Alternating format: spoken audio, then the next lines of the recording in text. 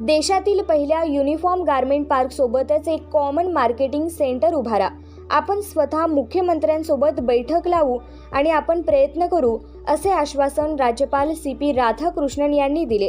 राज्यपाल शुक्रवारी सोलापूर दौऱ्यावर असताना आमदार सुभाष बापू देशमुख यांच्या अध्यक्षतेखाली त्यांनी खास सोलापूर मॅन्युफॅक्चरर गारमेंट असोसिएशनच्या पदाधिकाऱ्यांची बैठक घेतली। त्यात सोलापूर युनिफॉर्म गारमेंट उद्योगाबाबत चर्चा केली। बेंगलोर येथील युनिफॉर्म गारमेंट फेअरचे यशस्वीरित्या आयोजन केल्याबद्दल त्यांनी कौतुक केले। उद्योग वाढीसोबतच त्यातील बारकावे म्हणजे नवीन टेक्नॉलॉजी आत्मसात करून उत्पादन कसे वाढवता येईल आणि त्याची विक्री कशी करता येईल या संदर्भात त्यांनी मार्गदर्शन केले।